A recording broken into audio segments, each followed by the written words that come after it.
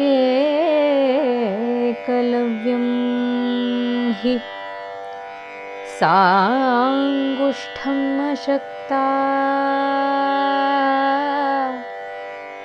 देव दानवाः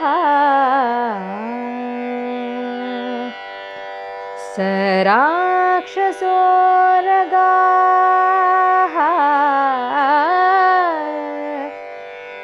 पार्थ विजेतुम् युधि कर्हिचित् स राक्षसोरगाः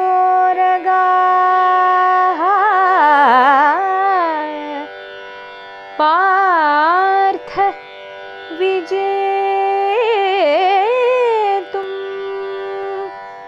युधि कर्हिचित् Hi,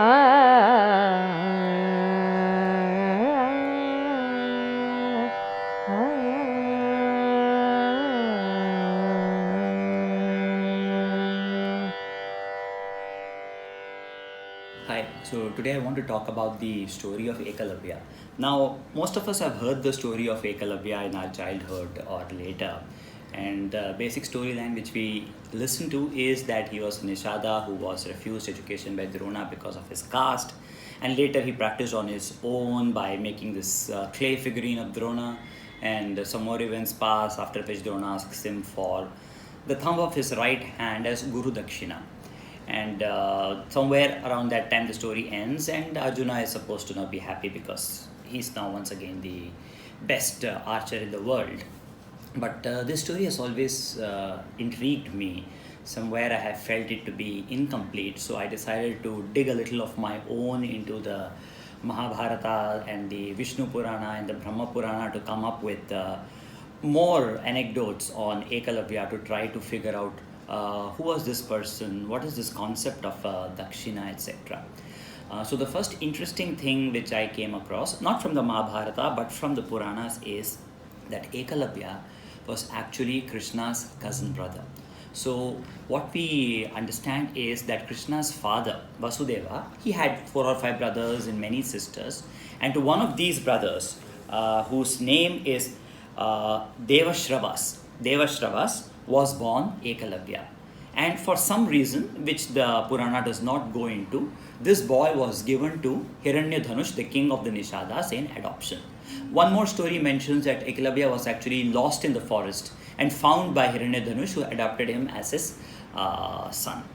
Now, what we do know is that in the race of the Rishnis, Andhakas, and the Yadavas, they did have this practice of giving their children in adoption to other childless couple in their family. That's how we know that Vasudeva's sister, Kunti, was given in adoption. At that time, she was known as Pratha. She was given in adoption to Kunti Bhoja, and later she becomes the mother of the Pandavas. That's how Krishna is the cousin brother of Arjuna. But by this story, Ekalavya also becomes the cousin of Krishna and of Arjuna. So when Ekalavya comes to Drona to ask for education, we hear that he is refused because he is of a lower caste, but that is wrong, because the Mahabharata mentions that Drona had disciples from all castes. In fact, Karna was also one of his students. So it was not a caste thing because of which Drona rejects the Nishada. It's a Nishada thing.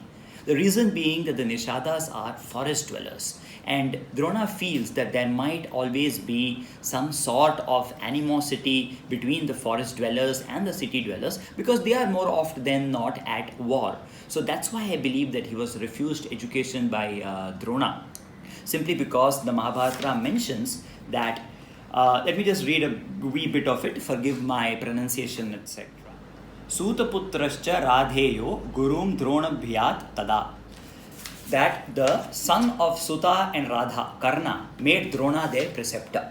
So the charioteer's son was allowed to be a disciple or to be a student in this ashrama. So I don't think it was a caste thing. It was a Nishada thing. And of course, Ekalavya goes to the forest. He makes this clay figurine, becomes brilliant archer. One day he's found by the Kurus, and Drona comes to meet Ekalavya because Arjuna is dying of jealousy that there is a better archer than him. And when Ekalavya says that you are my guru and I'm very happy to have to be receiving you here, Drona says something very interesting. He says, Yadi shishyo asi me veera vetanam diyatam mama. If you are my student, then give me my vetanam. The word is vetanam, not dakshina. Vetanam or salary is remuneration for work done. Drona is not even considering Ekalavya to be a disciple in that sense that there is the relationship of the dakshina, because the dakshina is something which the shishya gives without the guru asking.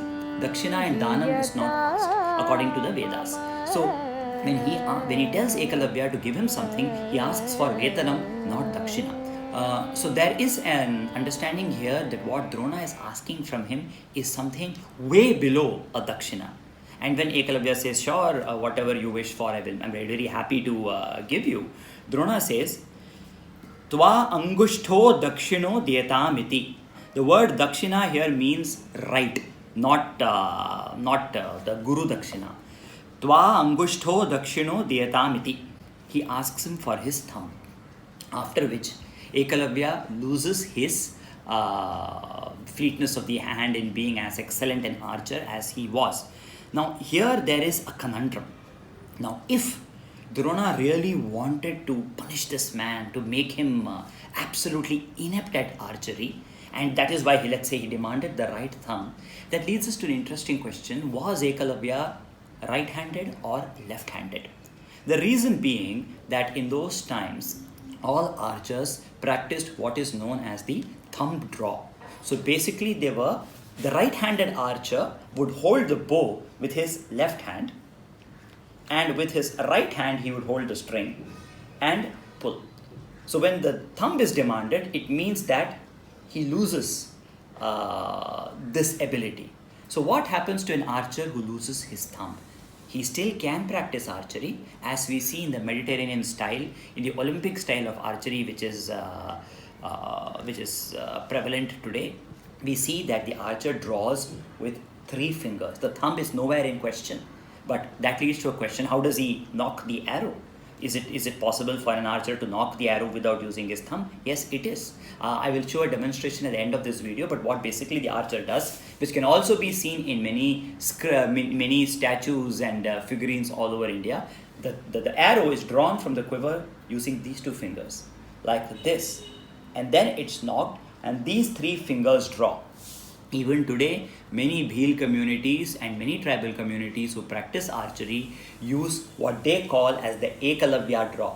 They do not use the thumb at all. They say they do it in reverence for this great archer. And Ekalavya draw is also mentioned in the Dhanur Veda as one of the ways in which the archer can draw the bowstring. Anyway, more of that later. But what happens to this Ekalavya after this event? Where do we come across him again? Do we come across him again in the Mahabharata? Yes, we do. So we come across this archer once again in the Rajasuya Parva, when Krishna has been given the first honors of the Yajna and Shishupala protests against it. When he is protesting, he speaks a lot. I mean, we know that he insults Krishna 100 times before his head gets chopped off. So at one of those instances, he says to Yudhishthira and Bhishma that if you wanted to honor a great archer, then why Krishna, when we have people like Shalya, Karna and Ekalavya present here? So Ekalavya is now a king, and he is also present at the Rajasuya Yajna, which means that he is honored with every other king of Bharatavarsha in the Yajna. So we hear of Ekalavya here. The next we hear of Ekalavya is when Krishna mentions him in the Udyoga Parva and later in the Drona Parva that he killed Ekalavya. Once Krishna returns back to Dwaraka after the Rajasuya Yajna, Salva attacks Dwaraka. At that time, Ekalavya supports Salva in the attack against Dwaraka, and in that fight, Krishna kills Ekalavya. And later in the Drona Parva, he tells Arjuna, when Arjuna kills, when Ghatotkacha gets killed, and Arjuna is very sad that why Krishna had to place Ghatotkacha in front of Karna, knowing that Karna would use his Shakti, Krishna says that one of the ways I have had to protect you and your brothers is by getting rid of all these huge adversaries you have. We got rid of Jarasandha, we got rid of Shishupala, we rendered Karna powerless by using up his Shakti, and I killed Ekalavya. If Ekalavya had been alive today and if he was siding with Duryodhana, Arjuna, you had no chance to win this battle. So Ekalavya, even without his thumb, is considered to be a great warrior. So, which brings me once again to the conundrum I was discussing earlier. Was Ekalavya left-handed or right-handed? Now, why this question?